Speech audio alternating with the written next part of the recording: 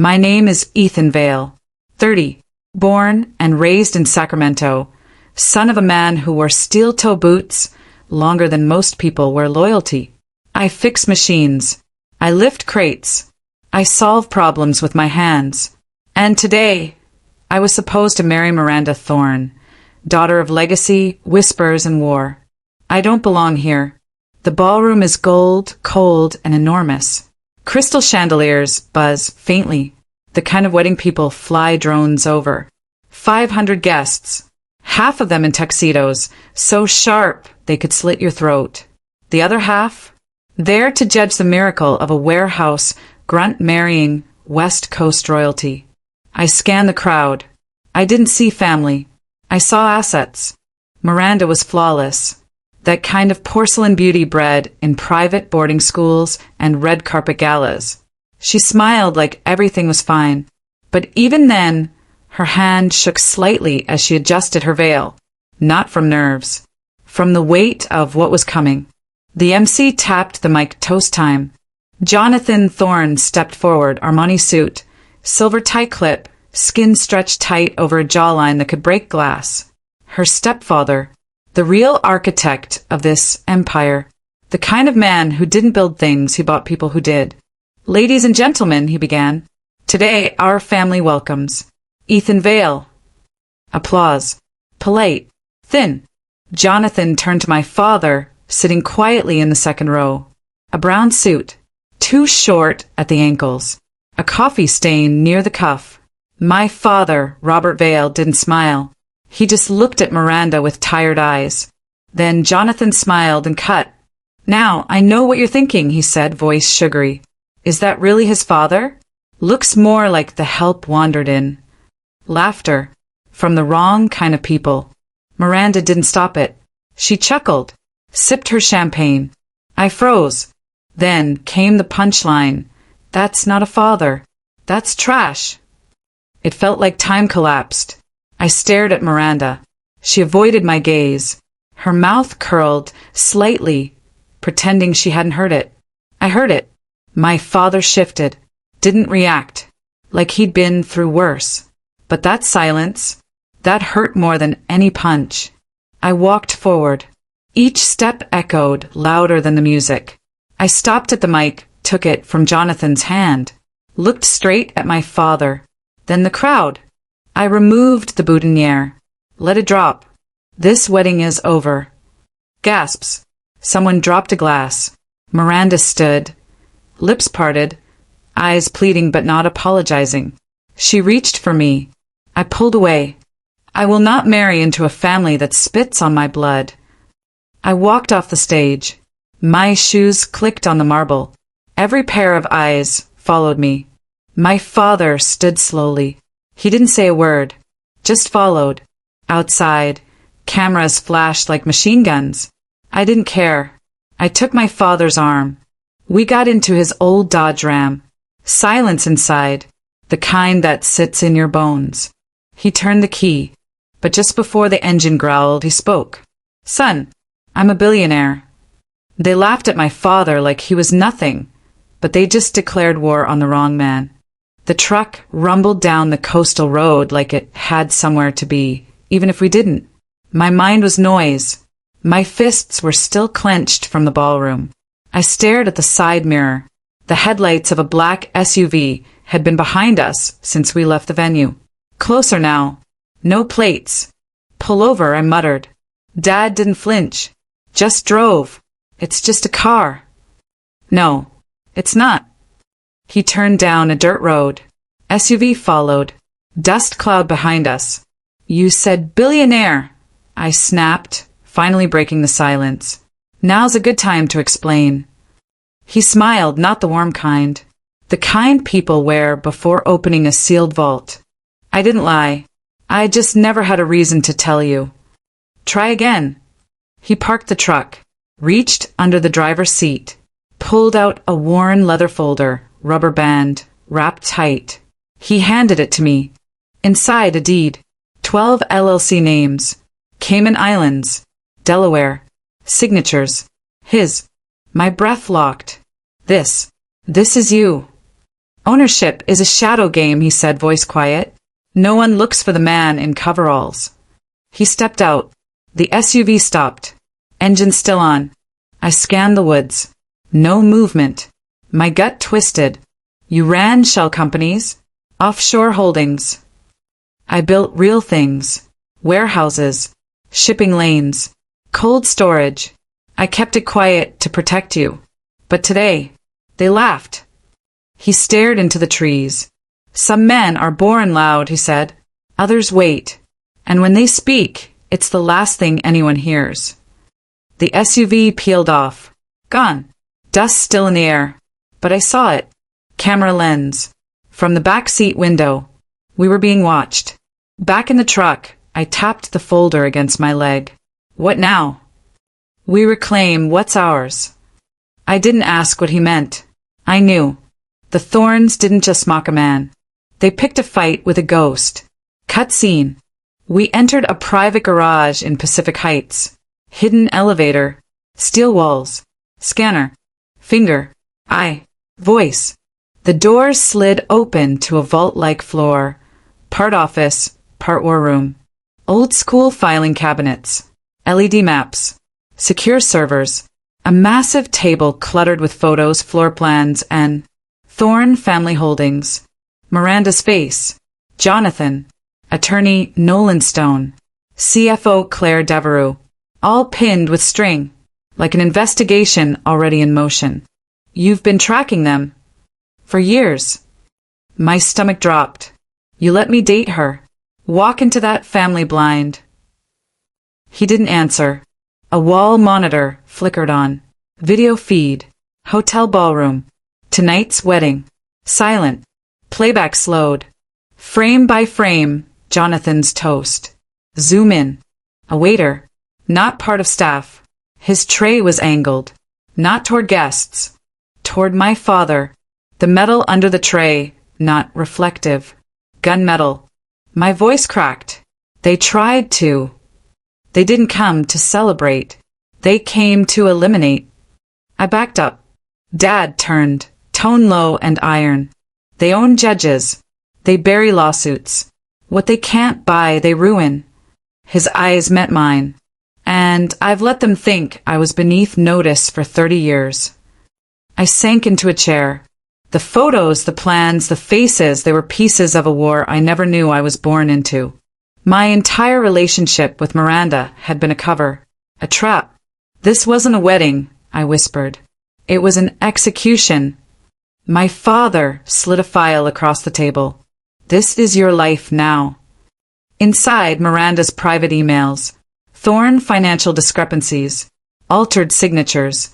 A trail of fraud linking Jonathan to state contracts, laundered through shell nonprofits. A whisper became a scream in my head.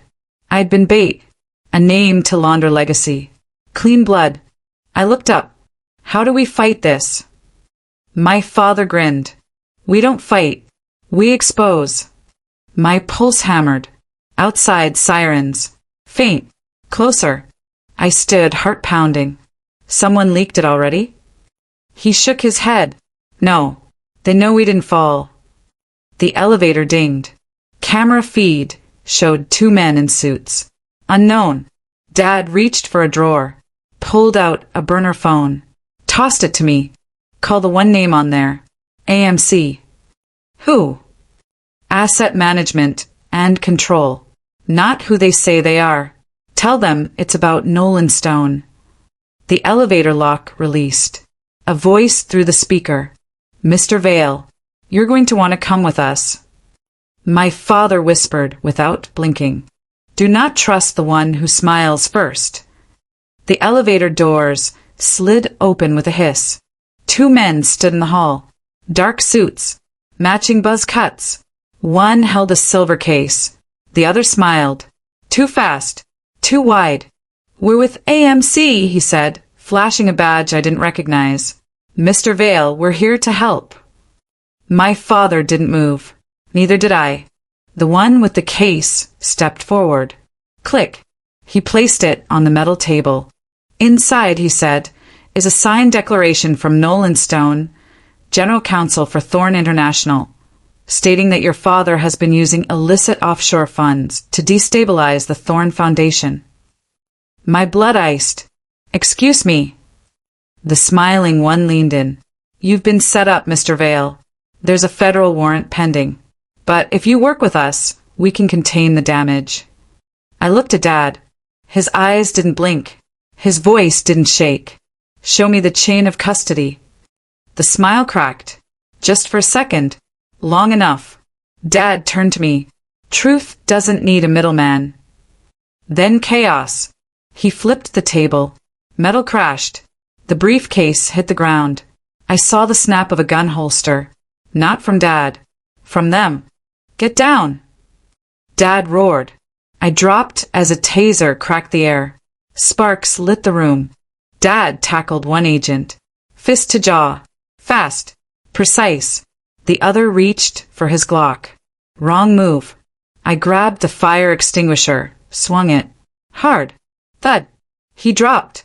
Smoke filled the elevator shaft. Sirens in the alley. We had seconds. Dad grabbed the burner phone. Pocketed a drive from the table. They're not with AMC, he said. They're with Thorne's private counsel. That badge was fake. No serial. I nodded, heart hammering. Now what? We go to the source. Cut scene. Downtown San Francisco. Midnight. We parked across from a sleek glass tower. Thorne International's West Coast legal office. A single light on the 39th floor. Stone never leaves that light on unless he's panicking, Dad said. I watched the reflection of my face in the window. A stranger stared back. We entered through the back alley loading dock. A code from Dad. Then silence. An elevator hummed up. We reached 39. The hallway was silent. At the end, a door. Frosted glass. Gold letters. Nolan C. Stone, Esq. We didn't knock. Inside, Stone sat at his desk. Sweating. Phone in hand. He looked up. Went pale. John, Ethan. What the hell are you? Dad stepped forward. Placed a drive on the table. This is every offshore account linked to your name and Thorne's fraudulent charity network. With timestamps. Stone's hand trembled. You can't prove chain of access. I cut him off. You left a digital footprint. Your metadata stinks. Stone reached under the desk. Click. Security alarm. Dad pulled a USB from his coat. Plugged it into the terminal. Files decrypted on screen. Photos. Contracts. Emails. Stone froze. You don't know who you're messing with. Dad's voice was razor sharp. No, but you forgot who taught them. On screen, a signature. Miranda's. Faked. Dated last month. Transferring 18% of Thorne's holdings to an anonymous LLC in Nevada. Registered to Nolan Stone. I stepped closer. You were planning to cut them out. Stone's silence was enough. Then gunfire. Glass shattered. The office erupted. A sniper. We hit the floor. Dad shoved me under the desk. Red dot. Wall. Window. Then gone. Stone screamed. Get out. They're cleaning house. Another shot. This time through his shoulder. He dropped. I grabbed the drive. Dad yanked me up. We're not the targets anymore. He is. We bolted. Cut scene. Back in the truck. Windshield cracked. Sirens echoing. My phone vibrated. Unknown number. Text. You're not the only heir. Ask about Miranda's brother. I turned to Dad. What brother? His eyes went cold. She was never supposed to know he existed. I stared at the message. Something bigger was unraveling. A second heir. A secret inheritance. And possibly a second agenda. Whoever sent the text, they were watching. And they wanted us to know. Miranda wasn't just the enemy. She might have been a pawn. The text message burned in my hand. Ask about Miranda's brother. I stared at Dad. You lied again. He didn't blink. I protected you. There's a difference. I shoved the phone toward him. A brother, Dad?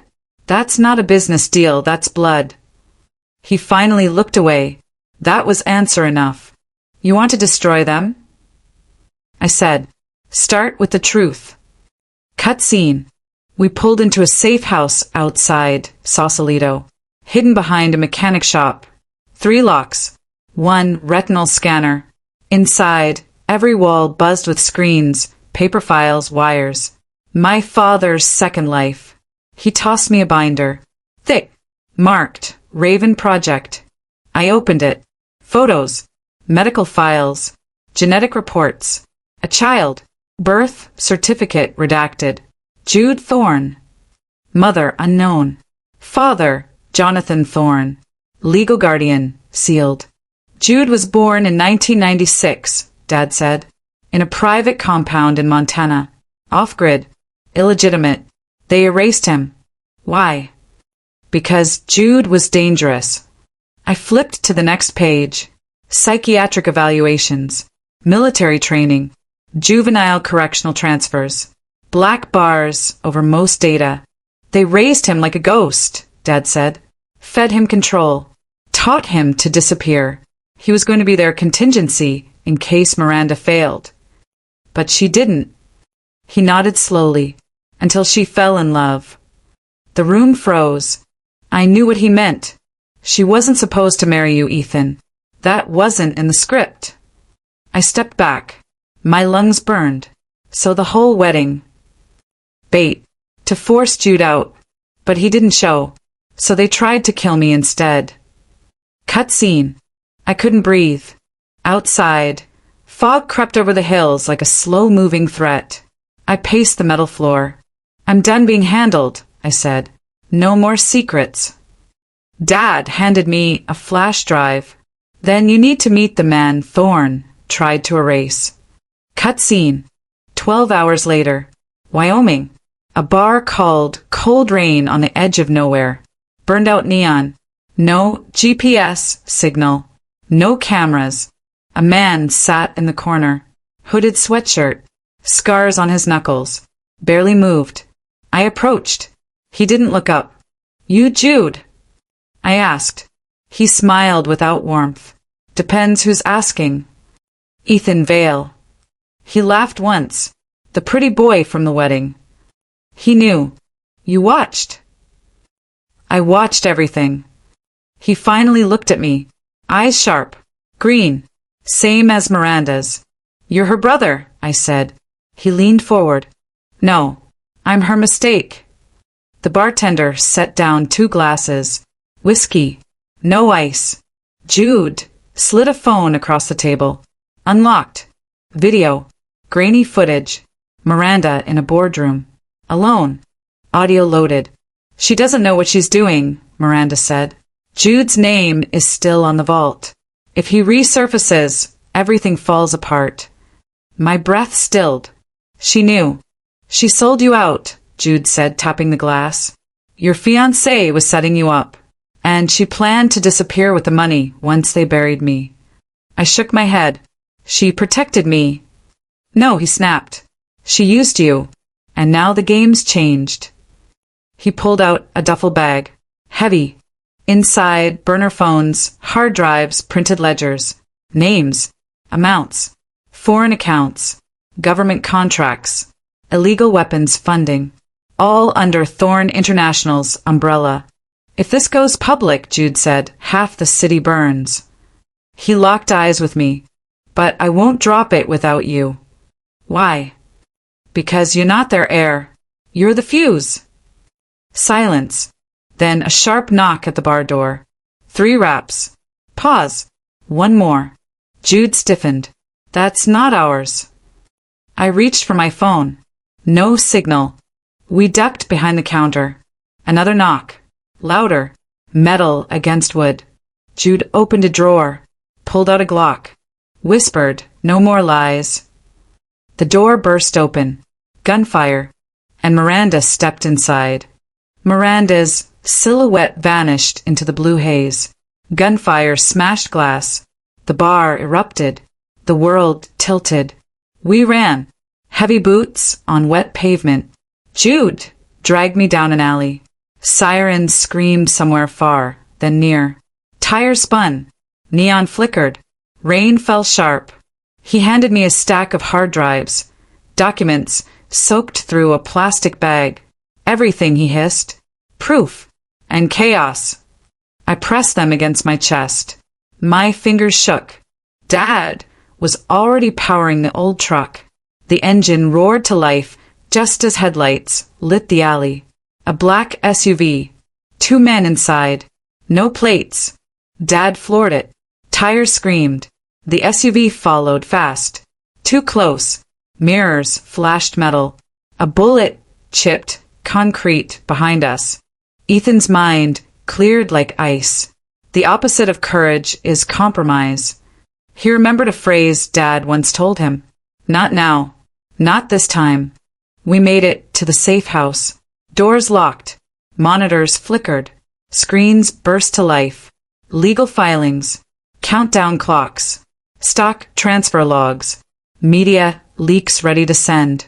Dad touched the burner phone. Thumb hovered over the send button. I swallowed. My pulse throbbed. He typed. To multiple agencies.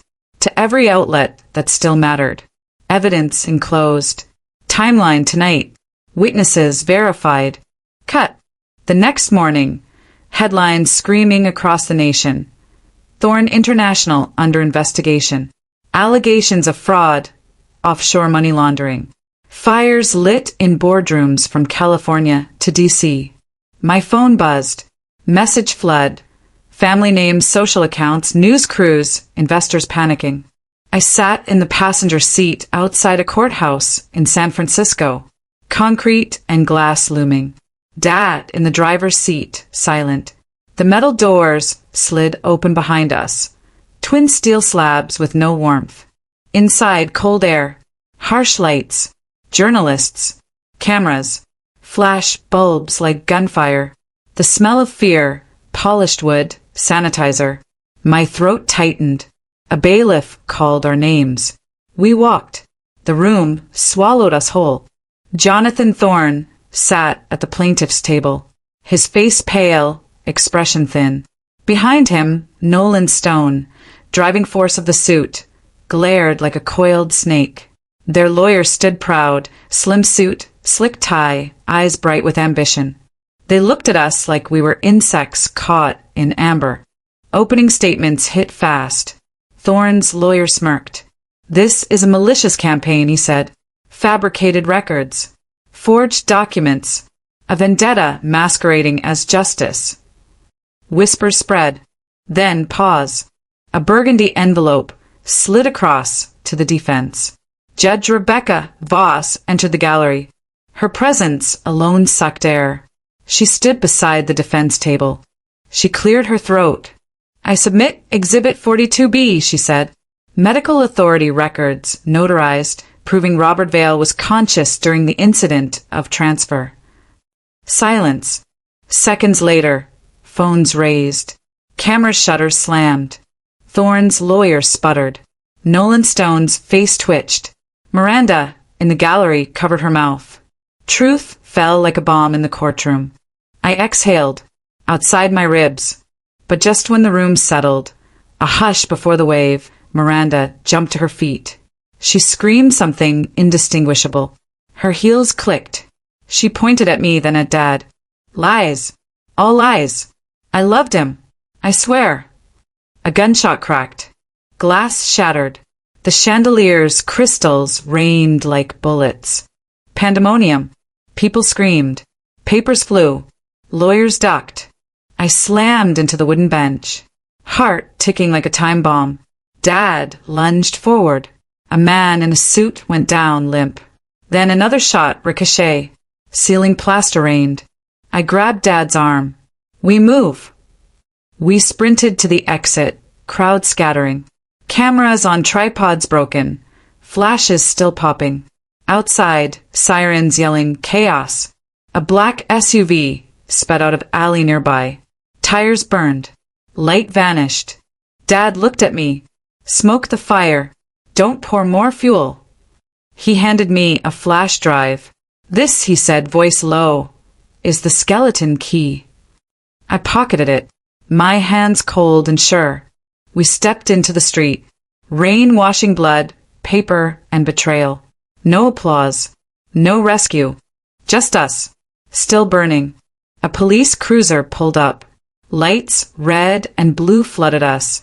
Miranda, handcuffed, sobbed under floods of flashbulb rain. Reporters shouted questions. Her face white, lip quivering. I walked past. Didn't look back. Didn't feel sorry. A voice inside me whispered, "Justice doesn't need mercy. It needs fire." Dad nodded. He closed his eyes briefly, that old calm again, then stared forward. We drove off. I checked the flash drive again. Files labeled Thorn bequests, Stone billings, offshore trusts, asset erasure, Miranda transfer. They burn now, and their empire with them. Miranda called out from the back seat, but I didn't reply. Her words turned to echoes drowned by rain on glass. I shifted. The road stretched out under yellow streetlights, slick with water. My reflection in the window looked older, harder. Dad reached over, grip on my shoulder firm, warm. "Tonight, we turn the page," he said softly, but they still read our names wrong. They think they know us. I stared ahead. Then we'll remind them of the authors. She thought this was the end, but it was only the first sentence of the reckoning. Rain hammered the windshield in hard, angry pulses. I hunched forward, hands white on the wheel. Dad sat in the passenger seat. No words, just heavy breathing. The road stretched like a blade under the streetlights. The phone buzzed. Screen. Live. Thorn International execution hearing begins. I flipped it open. Video feed already rolling. Cameras on tripods. Floodlights. Media trucks. A circus of exposure. Dad's voice was calm. We finished this today. We parked 2 blocks away. Slipped through a back alley. The courthouse facade rose black in the night mist.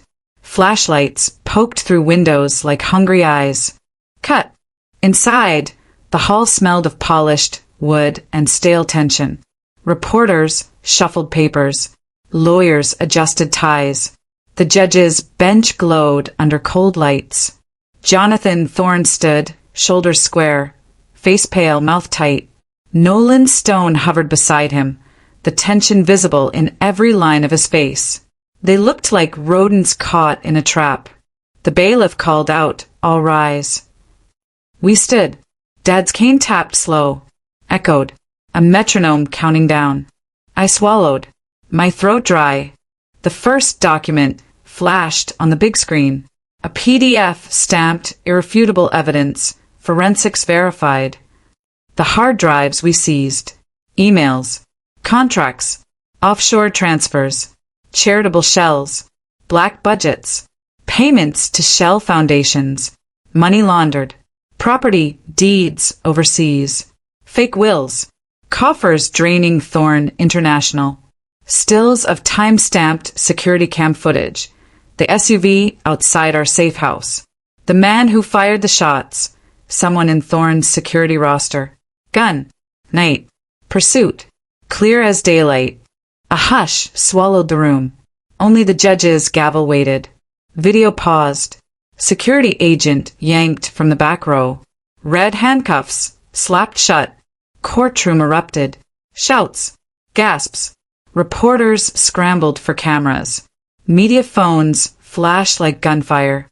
Jonathan froze. Stone dropped his head. Miranda gasped. Tears, real this time. Not for guilt, but fear. I stood. Light hit my face. I looked over at Dad. He nodded. I walked forward. Voice steady. Calm. This case is more than corporate fraud. It's betrayal of blood. Of trust. Click. Files posted to public record. Real time. Shareholders notified. Assets frozen. Stock plummeting. Regulators poised. Outside, a storm of flashbulbs. Reporters screaming for statements. Thorn cars towed. Bodyguards silenced. Miranda staggered forward, pleading. Please, family, we can negotiate. She stopped. Because no one would answer. Because silence can be louder than screams. Cut. 2 months later. Sacramento. Gray morning. Rain afterglow. Dad unlocked the front door of his modest home. Inside, the same wood floor. The same kitchen table. But no dust. No emptiness. He sat. Rubbed his hands. Without looking at me, he said, "We did it, son." I nodded. My voice rough. They thought power meant everything. But power without honor is empty. Memory of courtroom echoed. Truth doesn't need mercy. It demands fire. I realize now we didn't burn the empire just for revenge. We burned it for justice, for dignity, for the right to exist without apology. We had a choice, bow or fight. We fought. Weeks later, official filings, assets transferred. Thorn International renamed Vale and company holdings. All shell entities dissolved. Audits public. Employees rehired under transparency. Families fed. Lives salvaged. Dad watched from his worn chair. Eyes soft. Voice low. They built towers on sand. We rebuild on truth. I looked at him, the man who never begged for pity, who wore worn clothes so I'd never feel entitled. He taught me something no amount of money can buy. Respect. Honor. Love. I stood by the kitchen window. Outside, the street damp quiet. A neighbor's kid ran by. Sidewalk cracked under her sneakers. Light from the porch lamp wobbled. I whispered to her shadow on the glass. Don't fear losing what was never yours. Fear losing yourself while grasping for what you don't deserve. The lights flickered. Rain returned. But inside, the air was clear, warm, honest. I closed the blinds and exhaled. The storm was over. But the legacy? Ours now. We didn't just reclaim what was taken. We forged something better. At last, we came home.